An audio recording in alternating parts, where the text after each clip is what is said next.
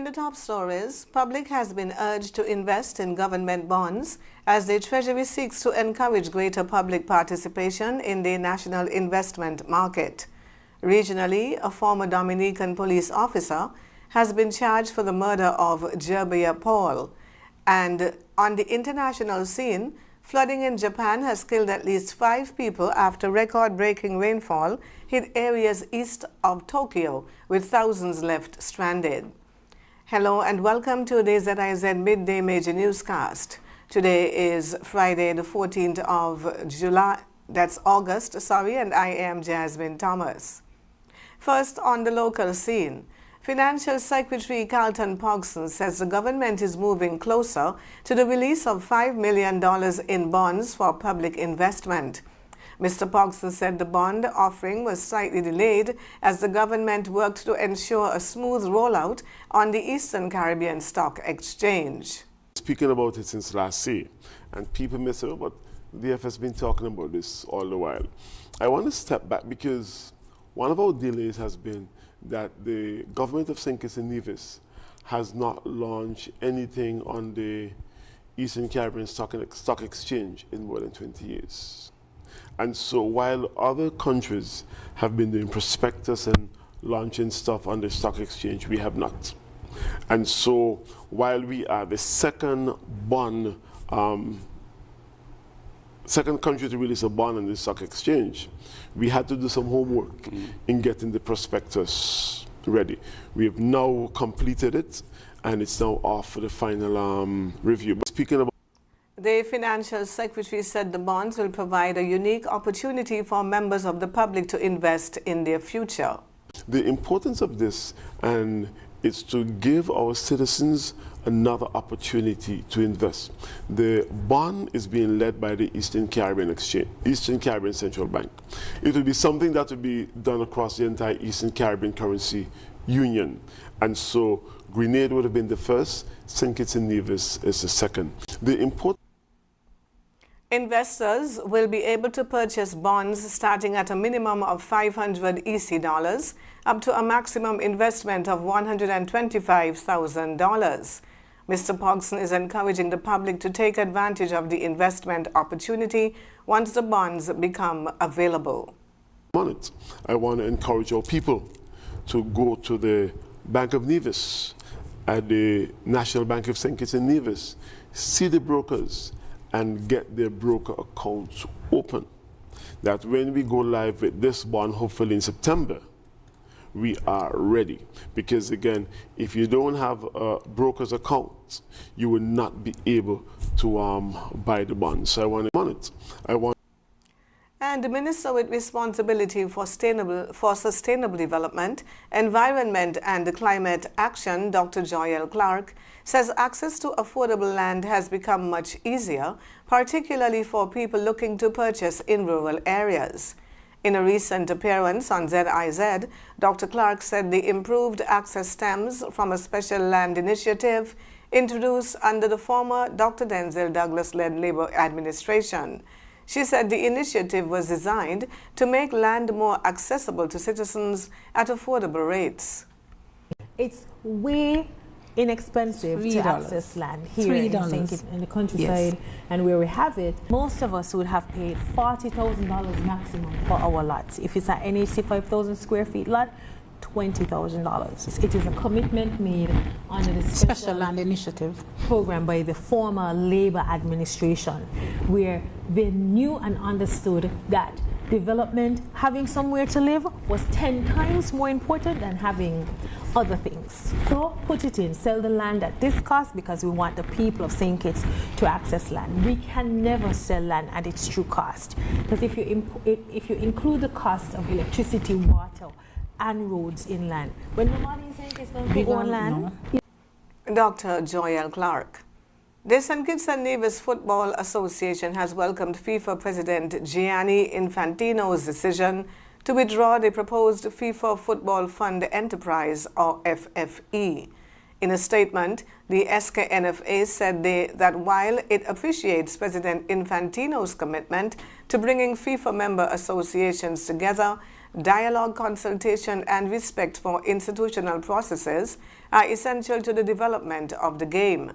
The association also thanked FIFA for its continued support for football development and reaffirmed its support for President Infantino's leadership. The FFE proposal would have created a new entity to control the commercial and operational side of FIFA tournaments, including the World Cup and the Club World Cup. The proposal faced strong opposition from football associations and the confederations around the world, including UEFA and CONCACAF, before it was withdrawn. And stay with us. Regional news follows after the break. It's that time again. Kitchen Superstar is back, and we are looking for our 2026 contestants. This year, there are more prizes and more surprises. If you think you've got what it takes to be our next superstar, just upload a video of yourself performing any song to your social media with the hashtag KSS2026. Or you can WhatsApp that video to 668-4647. That's 668-4647. Submissions are open right now.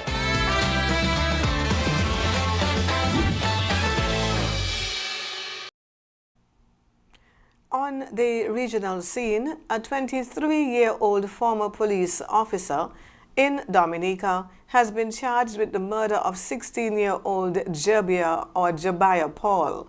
Jean-Luc Rudy Langlais appeared in court on Thursday and was remanded to the state prison pending further court proceedings. The charge follows an intensive investigation into Paul's disappearance after she was reported missing on the 24th of July. Her decomposing body was discovered on Wednesday in a precipice in Capuchin in northern Dominica by members of the Barbados-based regional security system. Police had initially withheld confirmation of the victim's identity because the remains were severely decomposed. Acting Assistant Superintendent of Police and Police Public Relations Officer Fixton Henderson said DNA testing would be required to confirm the identity of the remains. Langlais has since been dismissed from the Dominica Police Force. Minister of State with responsibility for social services, Dr. Cassandra Williams, said the tragedy has renewed concerns about the safety and protection of girls and young women. She called for sexual abuse, exploitation, and violence against girls and women to be rejected, while urging parents, guardians, and the communities to remain alert to warning signs of abuse or exploitation. Minister Williams also expressed deepest compassion to Paul's family, saying the government and people of Dominica stand with them during their period of grief. The Organization of Eastern Caribbean States Bar Association and the Organization of Commonwealth Caribbean Bar Associations are calling for an immediate and thorough investigation into the disclosure of private emails between judges of the Caribbean Court of Justice. The two regional legal organizations are also calling for an urgent examination of allegations concerning the court. In a joint statement, the associations described the public disclosure of private correspondence relating to internal matters at the CCJ as disturbing and unfortunate. They said the circumstances surrounding the disclosure should be investigated to determine whether it resulted from an intentional or accidental leak or an orchestrated hack. The associations are also calling for the technical security and the computer systems at the CCJ to undergo careful scrutiny and urgent remediation. They have urged the Regional Judicial and Legal Services Commission to facilitate discussions on the allegations and take responsible action in support of the CCJ. The organizations say it remains unclear whether the issues being discussed publicly reflect legitimate matters requiring institutional attention, internal disagreements, or misunderstandings. They are also urging CCJ judges to address any internal matters through frank and open discussions with assistance from the Regional Judicial and Legal Services Commission and other parties, including former CCJ judges. The OECS Bar Association and OCCBA have offered to assist, including through mediation, with the aim of preserving the integrity and independence of the CCJ and its judiciary. The associations reaffirmed their support for the CCJ as the region's apex court, saying their confidence in the court remains unshaken. They also urged the media to ensure that reporting and commentary on the matter remain measured, accurate, and fair while the relevant processes continue. Now for a look at news on the international scene. Record-breaking rainfall has flooded cities east of Tokyo in Japan, killing at least 5 people, injuring more than 24 others, and stranding thousands. The heavy rainfall fell overnight, with the Japan Met Agency later downgrading its most severe heavy rain warning in more than a dozen municipalities in Chiba Prefecture. Authorities say the region experienced unprecedented levels of rainfall on Thursday. Chiba City recorded about 4.5 inches of rain in just 1 hour, while the city of Sakura received about 3.8 inches in 1 hour. As the heavy rain subsided, authorities continued to monitor conditions, with the Japan Met Agency forecasting more rain later on Friday. Thousands of people were left stranded as floodwaters affected communities east of Tokyo. The Chilean government has transferred nearly 300 high-risk inmates from around the country to a new prison as President Jose Antonio Cast seeks to advance his campaign pledge to combat organized crime. Cast traveled to the recently opened Laguna prison, one of Chile's largest, to oversee the transfer. The facility is located about 250 kilometers south of the capital, Santiago. The government says the transfer is aimed at easing overcrowding in prisons and preventing incarcerated gang leaders from continuing to run criminal operations from behind bars. Footage released by the government showed inmates lined up with their heads bowed and their feet shackled. The images have drawn comparisons to security measures in El Salvador, where President Nayib Bukele has publicized his government's crackdown on criminal gangs. The transfer forms part of President Cast's broader security and immigration enforcement agenda as his government seeks to strengthen its response to organized crime. And now for a look at the weather. A small craft advisory is in effect for St. Kitts and Nevis, with seas expected to become rougher and winds remaining gusty. Seas are currently between 1.5 and 2.1 meters, or 5 to 7 feet, but could reach as high as 2.8 meters, or 9 feet, by tomorrow morning.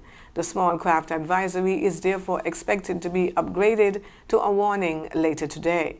Winds will be northeasterly at 22 to 41 kilometers per hour, or 14 to 25 miles per hour, with gusts reaching as high as 59 kilometers per hour, or 37 miles per hour.